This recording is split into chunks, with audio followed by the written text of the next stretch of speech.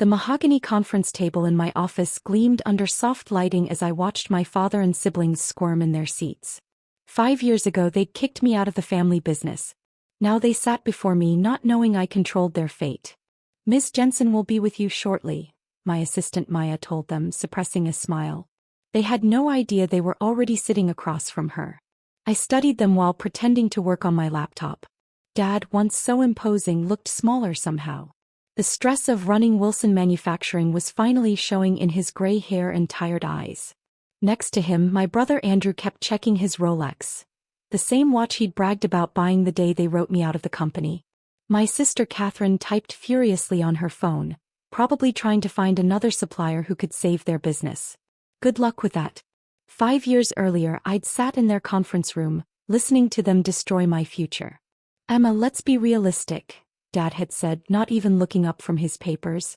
"You're not cut out for this business. Your ideas about sustainable manufacturing and ethical supply chains show how little you understand about the real world." Katherine had smirked from her seat. "Dad's right. This isn't some university project. This is about profit margins and market share." "The board has already approved it," Andrew added, straightening his tie. "Katherine will handle operations, I'll take over sales and marketing, and you?" He paused, feigning sympathy. "Well, we'll give you a nice severance package."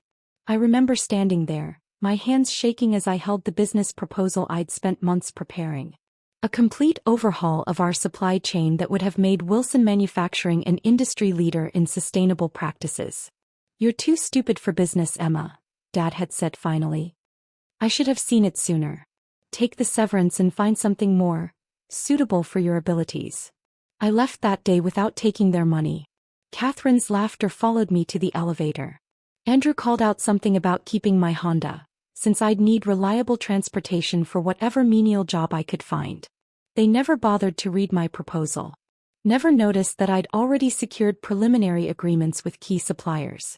Never realized I'd spent years building relationships throughout the industry while they focused on their golf games and yacht parties. Most importantly, they never noticed when I started buying shares in Ajax Industrial, their primary supplier for specialized components. The same supplier that had just informed Wilson Manufacturing that their contract wouldn't be renewed. My phone buzzed. A text from Maya. "Should I keep them waiting longer?" I smiled, remembering all the times they'd made me wait in lobbies and conference rooms. "Give them 5 more minutes." The truth was, I'd started planning this moment the day they kicked me out.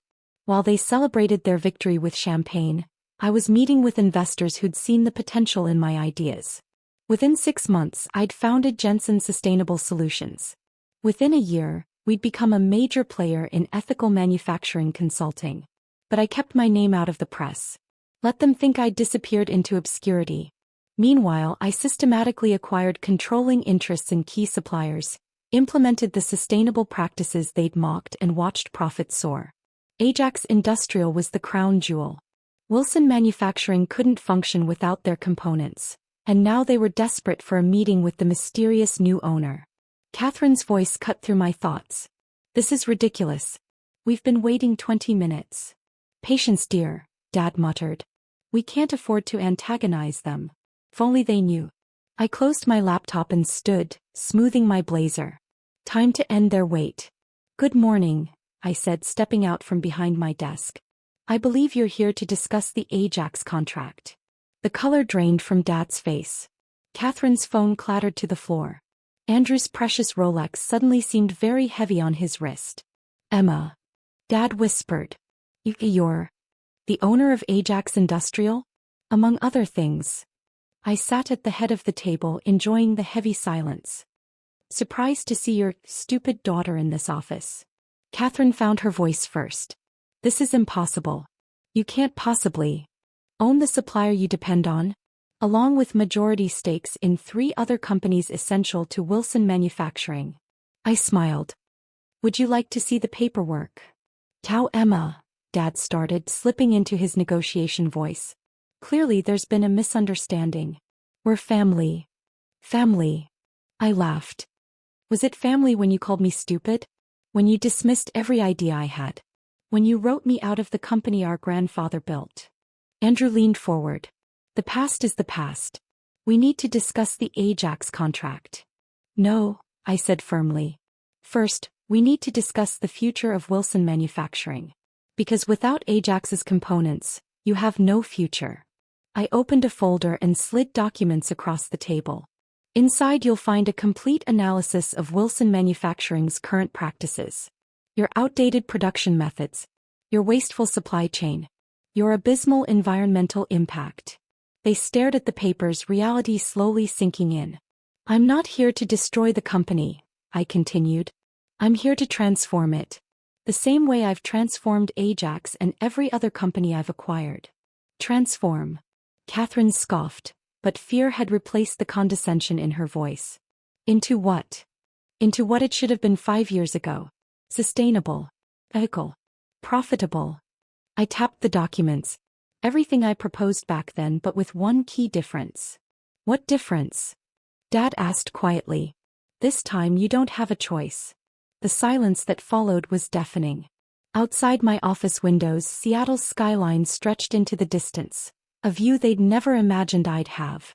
The Ajax contract will be renewed, I said finally, under certain conditions.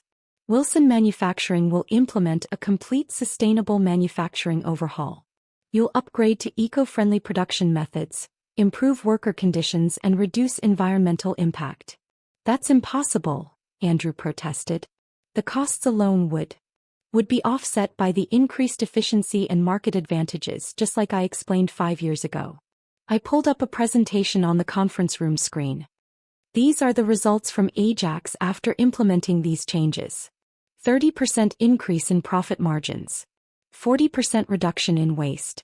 Market share doubled in 18 months. They stared at the numbers, unable to argue with success. You have 24 hours to decide, I continued. Accept these terms or start looking for new suppliers. Though you won't find any, I've made sure of that. You've been planning this, Dad said slowly. All these years. I've been building something. Something you were too arrogant to see. I stood up, signaling the end of the meeting. Maya will show you out. I expect your decision by this time tomorrow. As they filed out, Katherine paused at the door. That day, you already knew, didn't you? About Ajax, about everything? No, I replied honestly. I just knew I was right. And now I can prove it. The door closed behind them, leaving me alone in my office. 5 years of work had led to this moment. But it wasn't about revenge. It was about change. Real, meaningful change. My phone buzzed. A message from Maya. Your next appointment is here. The CEO of Marshall Industries. I smiled. Wilson Manufacturing wasn't the only company that needed transformation. And I was just getting started. 23 hours later, I stood at my office window, watching Seattle's afternoon traffic crawl through the streets below. Maya's voice came through the intercom. Your father's here. Alone. Interesting. I'd expected all 3 of them. Send him in. He looked older than yesterday, if that was possible. The polished business titan image had cracked, revealing the tired man beneath. The board approved your terms, he said without preamble, dropping into a chair. We don't have a choice, do we? There's always a choice, Dad. I sat across from him. You're just finally making the right one. He pulled out a handkerchief, wiping his forehead. Katherine resigned this morning. Said she couldn't work under these conditions. Andrew's staying, but his ego's bruised. I finished for him. This was my fault, he said quietly. I was so sure I knew everything about business. So convinced that your ideas were stupid. I supplied. The thoughts of a naive girl who didn't understand the real world? He flinched. I deserved that. Yes, you did. I opened my laptop, pulling up the implementation timeline I'd prepared. But this isn't about punishment, Dad. It's about progress. Over the next hour, I laid out the transformation plan for Wilson Manufacturing. New production methods, updated supply chains, environmental impact reduction. Everything I'd proposed 5 years ago, refined by years of successful implementation at other companies. These numbers, he muttered, staring at the projections. They're better than anything we've achieved in the last decade. Because you were stuck in the past, I explained. The world is changing.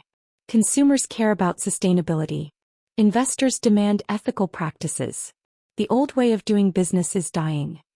And you saw it coming. He shook his head. While we were laughing at you, you were building the future. Jensen Sustainable Solutions has transformed 37 companies in the past 5 years, I said. Every single one has seen increased profits, reduced costs, and improved market position. Wilson Manufacturing won't be any different. Why help us at all? He asked suddenly. You could have just cut off the Ajax contract, watched us collapse. Because destroying things is easy, I replied. Building something better is harder, and more worthwhile. My phone buzzed. A text from Andrew. Can we talk? Alone. Your brother wants a meeting, I told Dad. I assume he's not taking this as well as you are. Dad sighed. He's struggling. His whole identity was tied to running Wilson Manufacturing his way.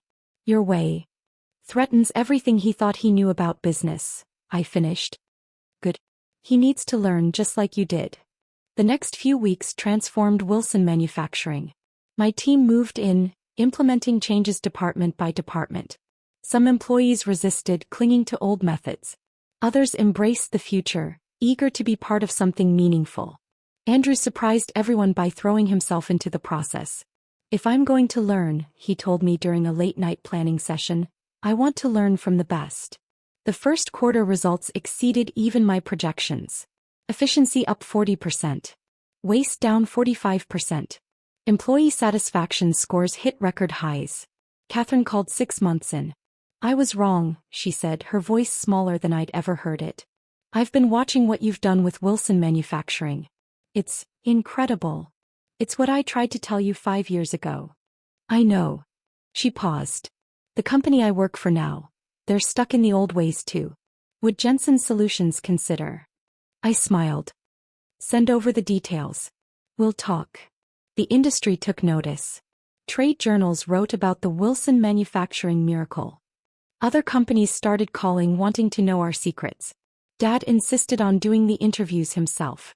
My daughter showed me the future, he told reporters. I was too blind to see it then. I'm making up for that now. 1 year after that first confrontation in my office, we held a celebration at Wilson Manufacturing. The company had just been certified as the industry's first fully sustainable manufacturer. A toast, Dad said, raising his glass to the assembled employees and executives. To the daughter I underestimated. The visionary I dismissed. The leader who taught me that success isn't just about profits, it's about purpose. I looked around the room at the faces of people whose lives had changed because of our transformation. Workers who now had better conditions, better pay, better futures. Executives who'd learned to measure success by more than just the bottom line. Andrew approached me after the speeches. Remember that Rolex I used to brag about? Hard to forget. He held up his wrist, showing a simple eco-friendly watch.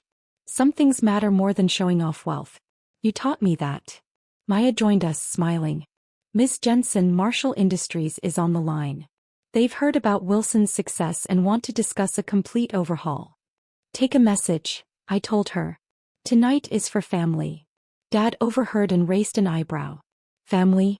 Even after everything we did. Especially after everything you did, I replied.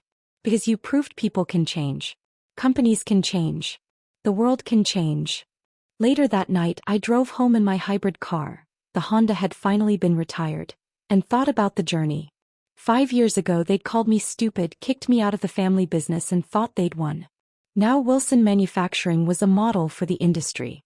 Dad had become a vocal advocate for sustainable practices. Andrew was leading our international expansion.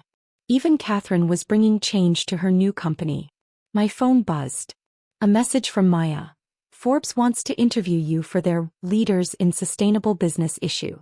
They're calling you the Queen of Green Manufacturing. I laughed at the title.